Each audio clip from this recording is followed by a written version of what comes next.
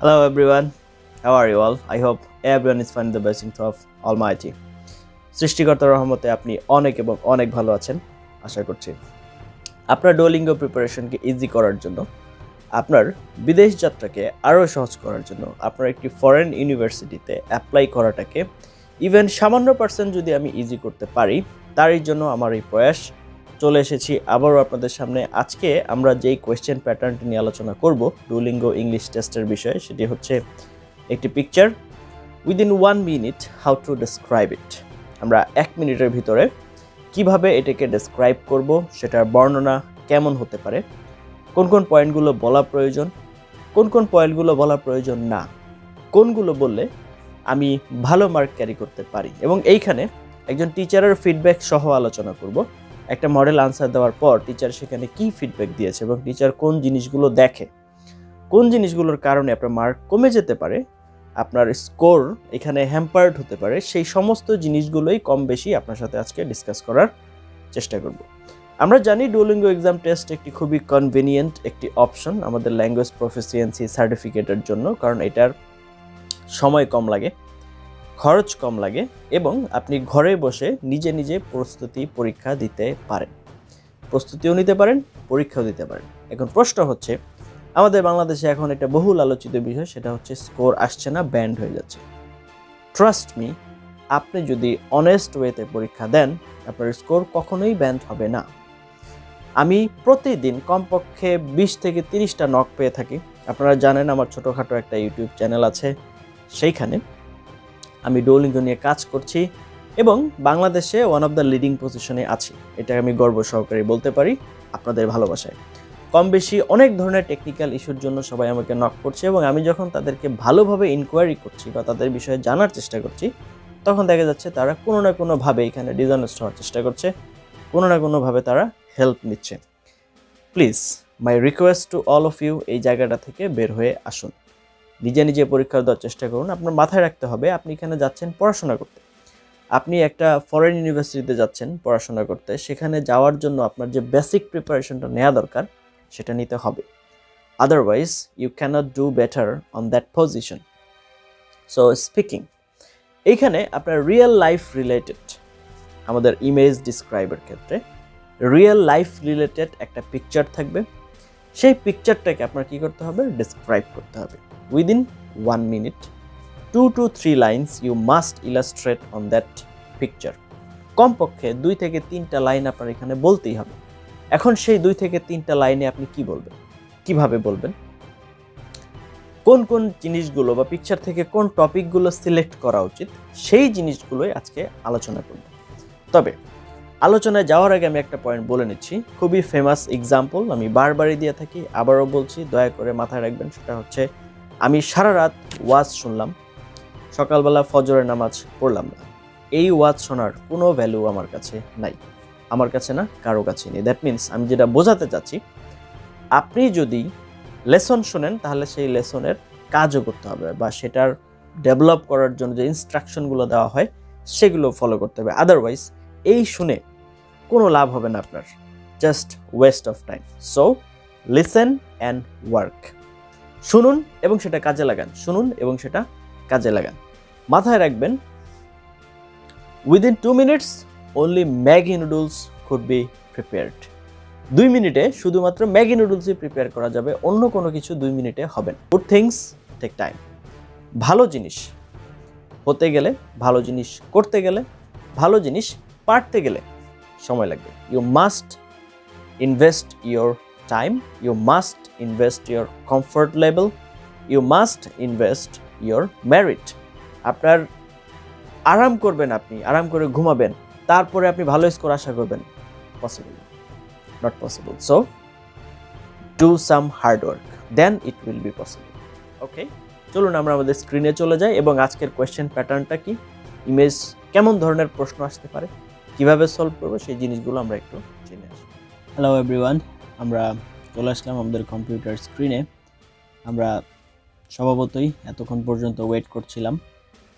আমরা আজকে যে টপিকটা নিয়ে ডিসকাস শুরু করব সেটা হচ্ছে how to describe a picture in Duolingo test with samples. আমরা প্রথমে আজকের এই লেসনে যেটি করব সেটি হচ্ছে একটা পিকচার কিভাবে ডেসক্রাইব করতে হয়, কি বলা যেতে পারে সেই সম্পর্কে আমরা জানব। লাইভ একটা এক্সাম্পল দেখব এবং তার আনসারটা কেমন হয়েছে সেটা দেখব, এবং আনসার দেখার পর টিচার সেখানে কি ফিডব্যাক দিয়েছে সেটাও আমরা দেখব, এবং তারপর কিভাবে স্টেপ বাই স্টেপ এবং কোন পয়েন্টগুলো আমরা এই আনসারটা দেওয়ার সময় নিয়ে আসব সেটাতে আমরা আমল করার চেষ্টা করব। ডুওলিঙ্গোতে পিকচার ডেসক্রাইব করাটা বলে এবং লিখে দুইটাতেই খুবই ইম্পর্ট্যান্ট একটা এলিমেন্ট হিসেবে কাউন্ট করা হয়ে থাকে। আশা করি আজকের লেসনটি আপনার জন্য লাইফ চেঞ্জিং হতে যাচ্ছে। Please give me some time, you are not gonna regret for that, inshallah. Okay, so let's jump on our topic without wasting our time. তো প্রথমেই আমরা একটি পিকচারকে খেয়াল করি। এই যে পিকচার, এখানে আমরা দেখতে পাচ্ছি একজন ভদ্রলোক একটি অনেক বড় মাছ পেয়েছেন এবং এই ভদ্রলোকটি মোটামুটি হ্যাপি বলা যেতে পারে, তার এক্সপ্রেশন দেখে মোটামুটি মনে হচ্ছে। তো এখন আমরা এটাকে ডেসক্রাইব করব বা কি বলা যেতে পারে। তো মাথায় রাখতে হবে ডুওলিঙ্গোর ইনস্ট্রাকশন অনুযায়ী ডুওলিঙ্গো যেটা বলে সেটা হচ্ছে এখানে আপনাকে 2 থেকে 3 লাইন ন্যূনতম বলতে হবে। You are gonna have only 1 minute time. Within 1 minute you must speak out about the picture and try to describe it within the most convenient way and most convincing manner. Okay, so let's have an example answer. এই example আনসারটা যদি আমরা একটু পড়ি তাহলে এখানে আমরা দেখতে পাচ্ছি I see an enormous yellow and brown fish being held by a man in a red shirt. The man is looking at the fish with pride. I think he has just returned from a fishing trip and wanted to take a picture with the fish he caught. The fish he caught. তার মানে আমরা এখানে কয়টা sentence করলাম দেখুন, 1, 2 and 3 sentences. এর ভিতরে প্রথম সেন্টেন্সটা হচ্ছে সিম্পল সেন্টেন্স, তারপরেরটাও হচ্ছে সিম্পল কিন্তু কন্টিনিউয়াস, এবং তারপরেরটা কিন্তু সে আপনার কমপ্লেক্স সেন্টেন্সে নিয়ে এসেছে। তো এখান থেকে আমরা মোটামুটি দেখতে পাচ্ছি যে কিছু ভ্যারিয়েশন সে আনার চেষ্টা করেছে। আমরা মডেল আনসারটা দেখলাম, আমাদের মূল আলোচনায় আমরা এখন যাব। তো দেখুন টিচার ফিডব্যাক কি দিয়েছে এই আলোচনার পরে বা সেটা বলার পর। The length of the response is good. That means আমরা এই কোয়েশ্চেনের এগেনস্টে বা পিকচারের এগেনস্টে এই যে 3 লাইন বলেছি এটা ইনাফ। দ্য লেন্থ মানে আমাদের আনসারের যে লেন্থটা যতটুকু হওয়া প্রয়োজন ততটুকুই আছে, is good and there are no grammatical errors or typos. That means আমরা এখানে এই যে গ্রামাটিক্যাল এরর নেই আমাদের কোনো, এখানে আমরা যে বলেছি some of the vocabulary is repeated, দেখুন সে কিন্তু এটা ধরে ফেলেছে, like the word fish and various colours. এই যে দুইটা ওয়ার্ড এই দুইটা কিন্তু রিপিট করা হয়েছে, তার মানে এটা ভালো হয়নি। তো আমরা অন্যভাবে এটাকে প্রকাশ করতে পারতাম, this response would be stronger with a wide vocabulary. তার মানে সে একটা সাজেশনও করে দিয়েছে। এখানে আমরা যদি আরেকটু রিচ ভোকাবুলারি ইউজ করতে পারি তাহলে হচ্ছে এই আনসারটা আরও স্ট্রঙ্গার হবে।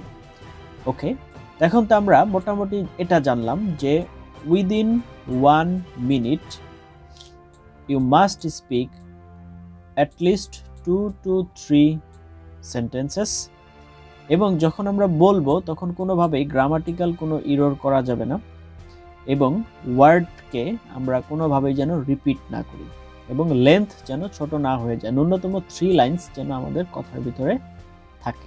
আচ্ছা ঠিক আছে, এইবার আমরা আমাদের মূল আলোচনায় চলে আসি। মূল আলোচনা না, ওইটাও মূল আলোচনা ছিল, এখন হচ্ছে আমরা আমাদের পরবর্তী ধাপে চলে আসি, কিভাবে আমরা বলবো বা বলার সময় কোন কোন স্টেপগুলো আমাদের খেয়াল রাখতে হবে।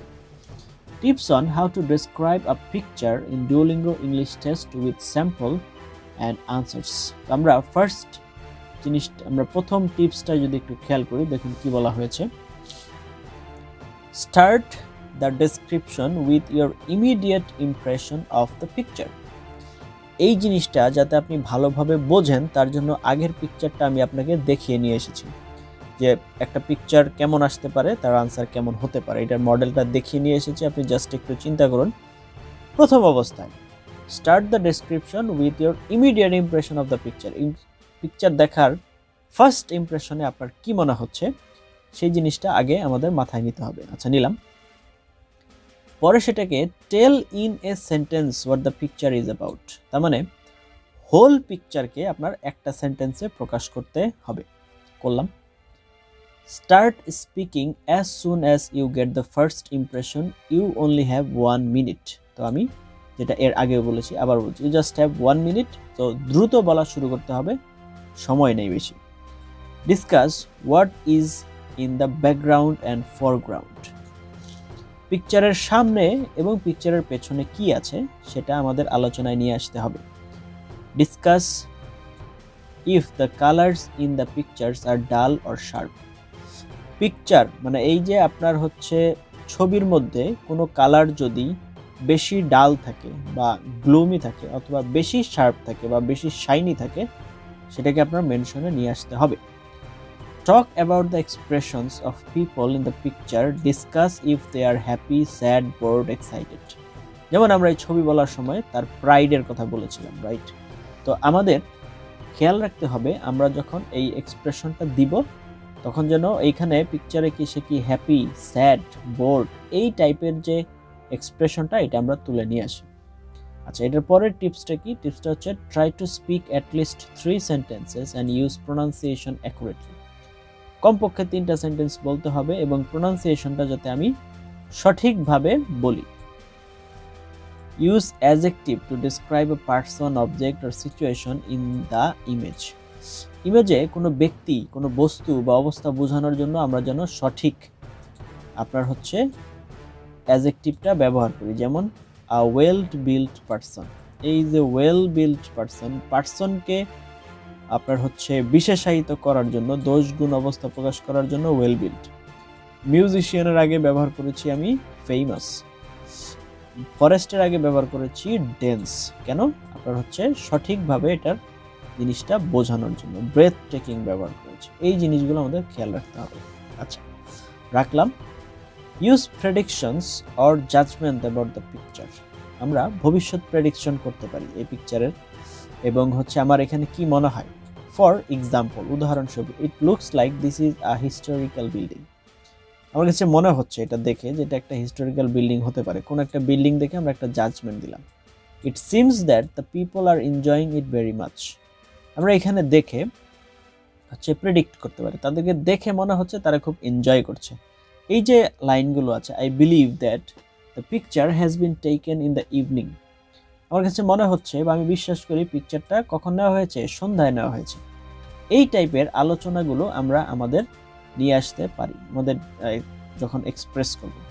তো এটা নিজে নিজে ডেভেলপ করতে চাইলে আপনাদের যেটা করতে হবে সেটা হচ্ছে নর্মালি আপনার প্রতিদিন কমপক্ষে 4 থেকে 5টা, অ্যাটলিস্ট 4 to 5 পিকচার আপনার নিজের দেখা উচিত এবং ওইটা নিয়ে নিজে নিজে কিছু বলার চেষ্টা করা উচিত। এবং আপনার যদি তারপরও আপনার কনফিডেন্স না আসে তাহলে আপনি হচ্ছে টেস্ট দিয়ে দেখতে পারেন। আপনি ডুওলিঙ্গোর যে অফিসিয়াল ওয়েবসাইট আছে সেই অফিসিয়াল ওয়েবসাইটের অ্যাড্রেসটা আমি ভিডিও ডেসক্রিপশনে দিয়ে দিব, সেখানে ঢুকে আপনি চাইলে কি করতে পারেন, আপনি চাইলে কিন্তু ফ্রি টেস্ট দিতে পারেন। আর যদি ফ্রি টেস্ট দিতে না চান তাহলে আপনি আমার সাথে যোগাযোগ করতে পারেন আপনার পেইড, এবং আমি টেস্ট নিয়ে থাকি। আপনার হচ্ছে টেস্ট নিয়ে আমি আপনাকে অ্যাসেস করে দিব আপনার কি অবস্থায় আছেন, এবং আপনি চাইলে আমার কাছে প্রিপারেশন কোর্সও করতে পারেন। যাই হোক, ওকে, এতক্ষণ পর্যন্ত আমার সাথে ছিলেন তার জন্য ধন্যবাদ।